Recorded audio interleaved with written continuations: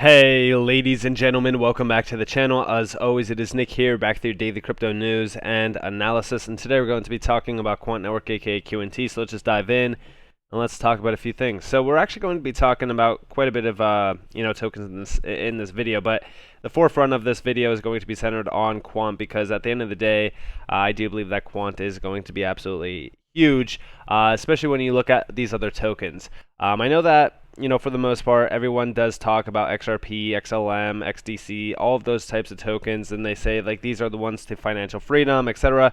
And do I think that those ones will do very well, and a lot of individuals will achieve financial freedom? They will, essentially become rich. Yes, I do believe they will, but the end goal here is to kind of diversify into a utility tech stack for the future. For me, I'm preparing to hold a lot of these tokens for the next couple of years, simply because I do see a very bright future around crypto. I think that at the end of the day, crypto will be at the core process of the financial system revolution. We're seeing currently at the moment in time a massive switch to digitization, tokenization, etc., all around the legacy infrastructure. The entire infrastructure will be revised. I do think that this is going to lead to a crypto revolution, where crypto is essentially the heart and soul of it. But when we really kind of look at that, we won't see that unless there's an interoperability layer between all of it, which we've always said, Quant is essentially that. And why is it? Well, when you actually look at the key process behind Q&T and Quant, we do see here. So this is actually talking about Overledger and what it could actually, really connect to. It is around the private and also the public sector. We've always kind of looked at this as being like the #1 choice for almost anything within this market. But again, what networks are they actually talking about here in regards to private and public? Well, private is more so for like financial, players, central banks, financial institutions, whatever the case may be. Public is your typical public networks, which a lot of people are probably aware of. To give you guys a quick insight, here are some of the top 10 technologies used by the top 100 institutions. Yes, that's right. A lot of these major names are already a part of crypto. This is a little bit older of a diagram as well. By now, we have a lot more players already a part of this entire market, especially with the BlackRock inception. As you guys do see, BlackRock is even already mentioned on here, but they have been kind of diving headfirst into Bitcoin and other crypto networks. But you do see a few of these names. A lot of these are pretty substantial names. Hyperledger Fabric is like the #1 adopted network of choice currently, and we do see Ethereum being second, Quorum, Corda. A lot of these networks on here are private networks as well. Some of them are public, but again, at the end of the day, all of these still need interoperability, and they will need to be fully available to the public as well for mass adoption. To me, I think that the private ledgers, or the private networks, I should say, not private ledgers, they work very well. But we still need the connective, bridges between the two systems in order for this to actually fully work, and for crypto to actually become the future, and for mass adoption to take place. I think that we talked about in a video just recently, the first 1 billion users of crypto. That could be done without interoperability, but after that, the next 1 billion will 100% need interoperability, and I do completely agree on that statement. Now, also, when we look at Overledger, I do think that Overledger works very well in the sense of it actually connecting to all of these major blockchains. Just recently, I did make a video, I think that was yesterday, where I was talking about XRP and Q&T, and here you guys do have the enterprise permission blockchains. Ripple is labeled under that. You do see the public, and then you do see the other blockchains as well. So the enterprise permission blockchains are like Hyperledger, Corda, JP, Quorum, Ethereum, and Ripple. Public permissionless blockchains are Bitcoin, Stellar, Ethereum, Iota, EOS, and then other blockchains are like Binance Chain, Neo, Cosmos, Polkadot, and then Ion. All of these are kind of leading the way in regards to specific use cases around the enterprise grade sector, the financial sector, all of them really kind of going head to head. And when you actually look at this, by the way, you could see all of the major industries that Quant is a part of. Like, these are the main ones, these 6 industries. I honestly think that at the end of the day, they are going to be going after a lot more industries, simply because all of these major networks in the space do focus on specific grade use cases. But the ones that they do mention here, for the most part, these are the ones that are going to be very successful in regards to the networks. And then also, when we go over back to the supply chain and trade finance area on Quant's website, I do think that this is where Zinfin really kind of shines greatly within the sector, and this is a very large area as well for disruption and adoption. It's a $19 trillion market with a $1.8 trillion growing financial gap that needs to be filled, or a tech gap that needs to be filled by crypto, which again is a huge area of focus. But the reason why I bring all of this up is because we have been seeing a big move around some names. The BIS was one of them. We also did see the ECB mention this as well. We will get to that in a second. But nearly every single one of these large names, the BIS, the IMF, the ECB, all of these major names around the central banks as well as the banking sector have all been talking about this harmonization. So this one's kind of centered on the the ISO 20022 move. Now, does this play a vital role in crypto? We will get to that in a second. And they're talking about faster, cheaper, and more transparent cross-border payments. You can kind of lead this into XRP, if you will. More so, harmonization is going to connect the entire world to one. The same goes for like ISO 20022 itself. Like ISO 20022 for crypto really kind of just opens the door for crypto to be utilized.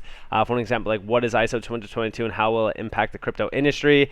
All it is an international standard around the banking sector that allows for a more open system. It basically, the best way that I could say that this plays into crypto is it allows for them to choose to utilize specific ISO 20022 companies that are working with tokens.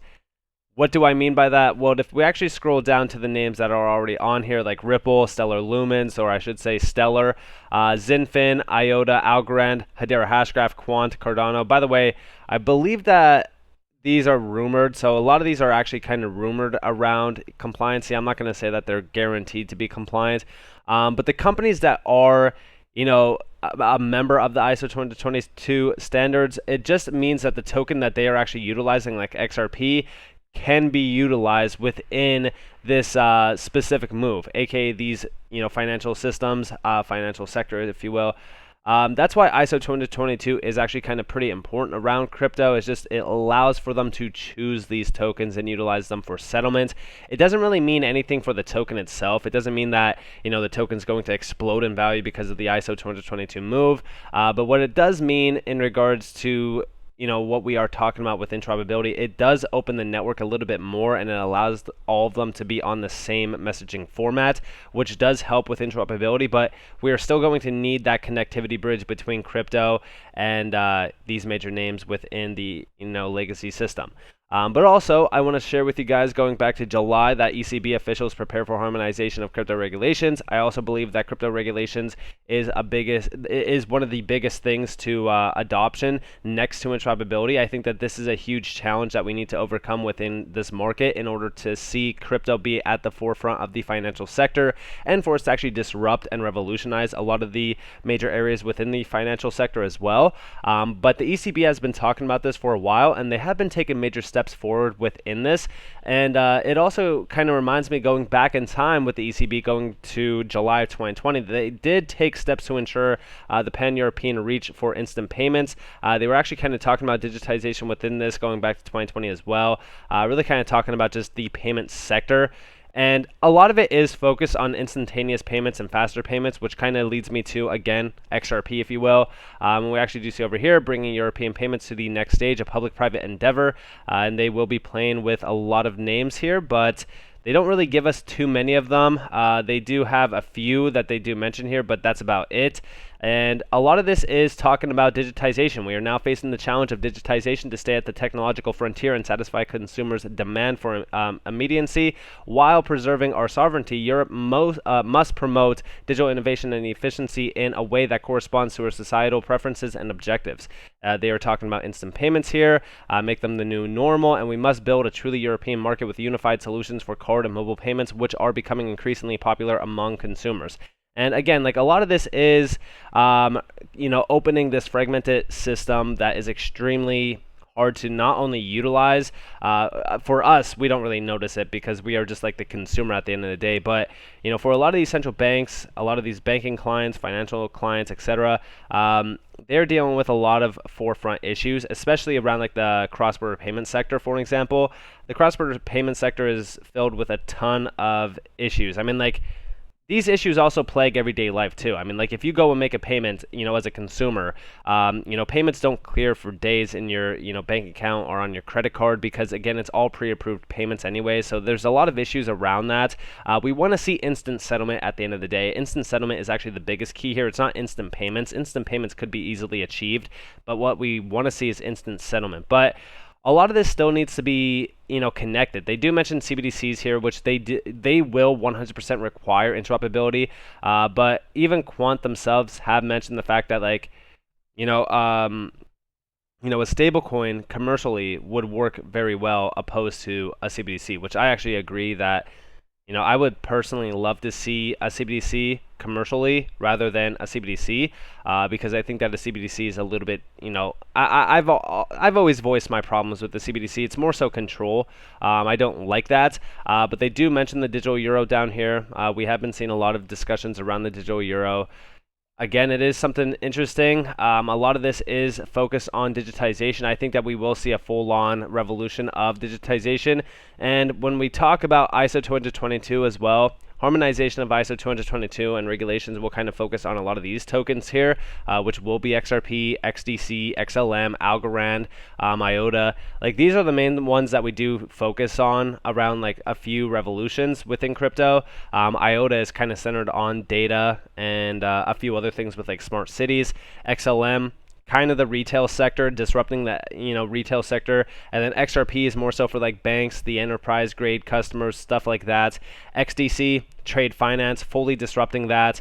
You also do see Algorand over there. Algorand is kind of like weird. It's almost, I don't know how you would put Algorand into perspective. I know that they are focused on some CBDC use cases, but they are more so kind of centered on the retail sector as well. I would say that, if there was two tokens on this list that were kind of competing together, it would be, Algorand with Stellar, just because they are kind of making their name, known within the retail sector. But I don't think any of these are really kind of competing because there's going to be a lot of money for them to really kind of, reach, as well as like sit at the table and eat. So to me, these ones don't really matter too much, but we are seeing a very fast shift within ISO 222.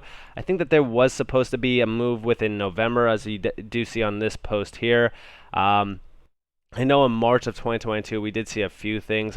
There's going to be a huge move coming in the next few months around like migration with ISO, but this goes all the way to 2025. Again, ISO 2022 doesn't mean too much, but it definitely does allow for a lot of utility behind crypto to be unlocked, because it does allow for some of these major names to be utilized within the financial sector, which is very exciting, but it's not going to be a huge, major opportunity for crypto. But we also do see over here from Deutsche Bank, they do mention the fact that the migration of ISO 222 promises to append payments. As we know, Flow looks beyond the upcoming deadlines to explore the long-term vision for the payment standard and the challenges that lie ahead for the industry. And we do see, 11,000 plus number of banks that will be, integrated or migrating to ISO 222. Which is around Swift. I mean, Swift is like the main key player here. You do see a few of the benefits down here. They do mention interoperability promises greater interoperability between various settlement networks and will lead to simplified global business communication. Do I think that the interoperability between all of these major banks will, be a good thing? 100%. But again, it doesn't really solve the issue of interoperability between the digital society and the legacy society, which really kind of leads me back to Quant. So with all of that in mind, when we look at what is happening, I believe that regulations are about to open the door for mass adoption and mass success around crypto. We are getting very close to a full-on regulation move within crypto. The White House just published their first ever comprehensive framework for crypto, and this goes back a few days ago. I think that all of this is going to lead to a major shift within this market. I mean, all of these tokens do offer incredible efficiencies within their, respective sectors. And, when we look at crypto from a tech perspective, this market is just far too big to ignore within technological advancements.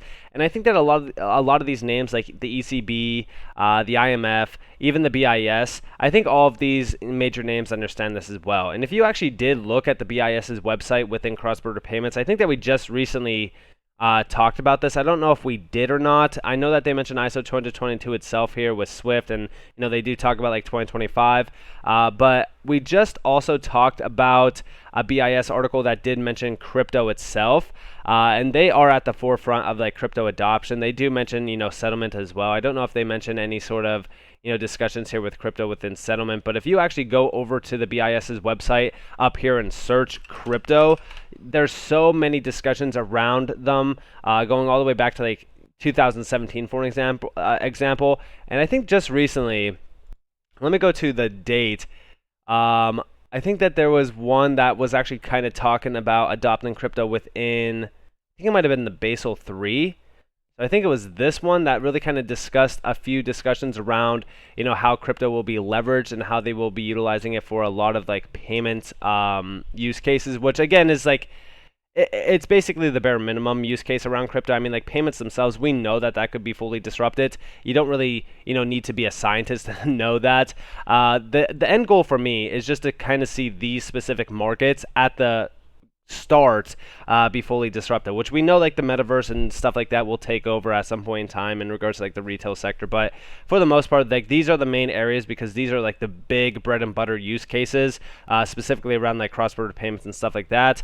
But at the end of the day, the way that I look at this is Quant is going to be the fuel source for all of these to actually be intertwined between the legacy system. A lot of people think that this will happen, all at once.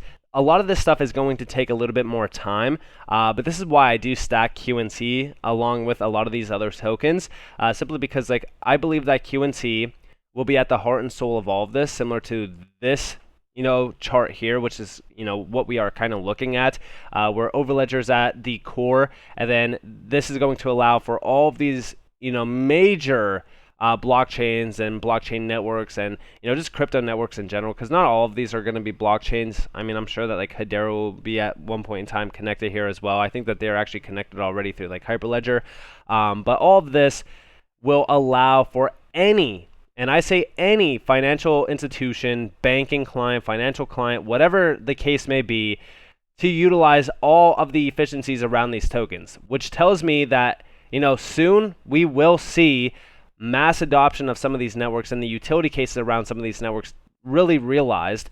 I think that a utility-driven market is around the corner, probably within the next, give or take, 3 to 5 years. I always say like that 2025 to 2027 timeframe is really nice, just because it gives a lot of time to actually kind of build out on these use cases. All of this stuff is going to take a lot of time. I'm not going to sit here and say, hey, this stuff is like, tomorrow things are going to get extremely exciting. No, I think that right now, all of these tokens will be very successful short term, especially with like, bull and bear markets. But long term, I'm looking at the financial freedom that we will all achieve by holding some of these tokens long term. And I think that QNT is probably one of the best tokens to hold long term, simply because it's not like a big bet against anything. It's like basically the main bet that everything else will be adopted in. So the best way that I could describe is, we could look at XRP and we could say, okay, well, my big bet with XRP is that it will be utilized for the cross-border payment settlement, and it will be utilized by all these central banks, these major banks, these financial institutions, whatever. Or I could choose a layer 1 and say, all right, well, this layer 1 network, I'm betting against all of the other layer 1 networks, and I'm also betting that, most of these major clients will utilize this specific layer 1 network when there's a dozen, there's 100 of them, whatever. That's the problem there. To me, like QNT, I don't have to bet against anything. All I have to do is say, okay, well, instead of buying every single layer 1 out there and making sure that I, am, diversified enough to be successful, I could just buy the one that's connecting them all. But I'm not going all in on Quant. Like I said, I'm diversified realistically through utility. I love utility gems, as you guys are probably all aware of, so to me, that just makes sense. But with all of that in mind, I hope that you guys enjoyed this video. If you guys did, definitely leave a like, subscribe, turn notifications on if you guys want more free content. You guys are more than welcome to follow me on Twitter and join the free Discord down in the description below. As always, up to you all. Have a beautiful day, beautiful night, wherever you guys are in this beautiful world. This has been Nick. Peace out, guys.